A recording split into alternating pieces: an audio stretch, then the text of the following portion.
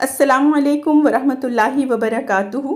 हज़रत मोहम्मद सल्लल्लाहु अलैहि वसल्लम की ज़िंदगी हमारे लिए बेहतरीन नमूना है, और क्यों ना हो कि आप सल्लल्लाहु अलैहि वसल्लम महबूब खुदा हैं, बाइस तख्लीक़ कायनात हैं, इमामुल अंबिया हैं, क़यामत के दिन शफ़ाअत करने वाले हैं कि जिस दिन किसी भी नबी पैगम्बर की बारगाह खुदाबंदी में हाजिर होकर सिफारिश करने की जुर्रत न होगी। आप सल्लल्लाहु अलैहि वसल्लम की शान इतनी है कि अगर लिखने की बात की जाए तो दुनिया ख़त्म हो सकती है, लेकिन हुज़ूर पाक सल्लल्लाहु अलैहि वसल्लम की शान ख़त्म न होगी। अगर ये कहा जाए तो गलत ना होगा कि शान मुस्तफ़ा सल्लल्लाहु अलैहि वसल्लम कोई हस्ती जानती है तो वो रब काबा की ज़ात है, और अगर कोई हस्ती शान खुदा जानती है तो वो हुज़ूर अकरम सल्लल्लाहु अलैहि वसल्लम की ज़ात पाक है। और हुज़ूर अकरम सल्लल्लाहु अलैहि वसल्लम की ज़िंदगी का वो वाक़या जो हमारे लिए मिशल राह है, ये वाक़या है हुज़ूर पाक सल्लल्लाहु अलैहि वसल्लम की शैतान के साथ होने वाली मुलाकात का, और इससे होने वाले सवालात के बारे में। कि इससे पहले कि हम आपको ये मुलाकात का अहवाल बताएं, ये बताना भी ज़रूरी है कि जब रब काबा ने हज़रत आदम अलैहिस्सलाम की तख्लीक़ फरमाई, फ़रिश्तों और शैतान को आदम अलैहिस्सलाम के हुज़ूर सजदा ताज़ीमी करने को कहा तो ये इनकार कर गया कि अल्लाह ताला ने इसको इसी वजह से लईन और लानत के तौक़ से जन्नत से निकाल फेंका।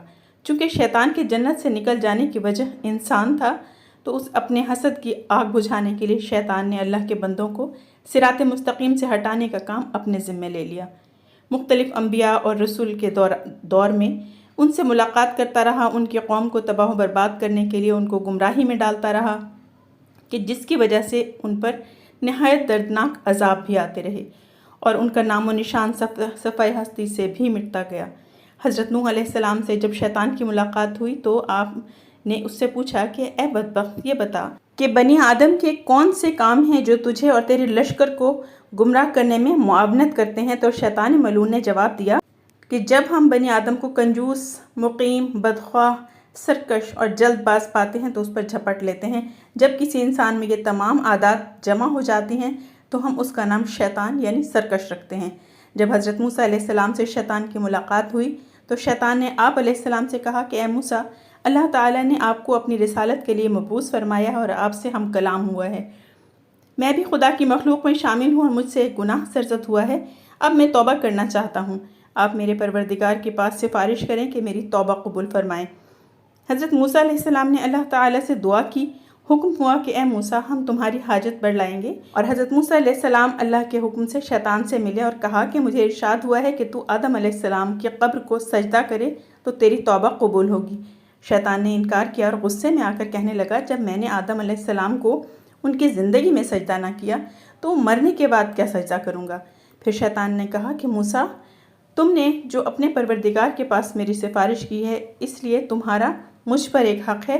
तुम मुझको 3 हालतों में याद किया करो, ऐसा ना हो कि तुमको उन 3 वक्तों में हलाक कर दूँ। एक तो गुस्से के वक्त तुम मुझे याद कर लो, क्योंकि मेरा वसवसा तुम्हारे दिल में है और मैं तुम्हारी रगों में खून की तरह से दौड़ता हूँ। दूसरा, जिहाद और ग़ज़वात के हालत में मेरा ख्याल किया करो, क्योंकि मैं फ़र्ज़ंद आदम के पास उस वक्त जाता हूँ जब वो कुफ़ार से मुकाबला करता है और उसके बाल बच्चे, बीवी और घर वाले याद दिलाता हूँ, यहाँ तक कि वो जिहाद से भाग खड़ा होता है। और तीसरा, गैर महरम औरत के पास बैठने से बचते रहो, क्योंकि मैं तुम्हारे पास उसका कासिद हूँ और उसके पास तुम्हारा पैगंबर हूँ। हज़रत इब्न अब्बास रज़ियल्लाहु ताला अन्हु फरमाते हैं कि एक दिन हुज़ूर अकरम सल्लल्लाहु अलैहि वसल्लम मस्जिद से बाहर निकले तो वहाँ शैतान मलून खड़ा था। आप अलैहिस्सलातु वस्सलाम ने फरमाया, ए कमबख्त, क्या चीज़ तुझे मस्जिद के करीब लाई है। तो उसने कहा, हुज़ूर, मुझे अल्लाह ताला ने आपकी खिदमत में हाजिर होने का हुक्म दिया है। आप अलैहिस्सलातु वस्सलाम ने फरमाया, अल्लाह ताला ने तुझे मेरे पास भेजा है। शैतान ने अर्ज़ किया, ताकि आप मुझसे हस्ब मंशा कुछ पूछ लें।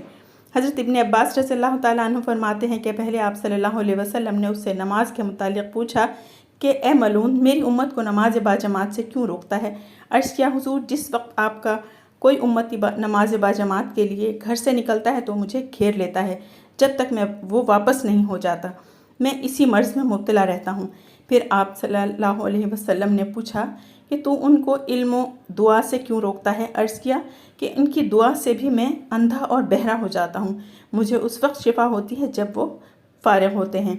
आप अलैहिस्सलातु वस्सलाम ने फरमाया, उनको कुरान पढ़ने से क्यों रोकता है। अर्ज़ किया, क़िरत से मैं आग की तरह पिघलने लगता हूँ।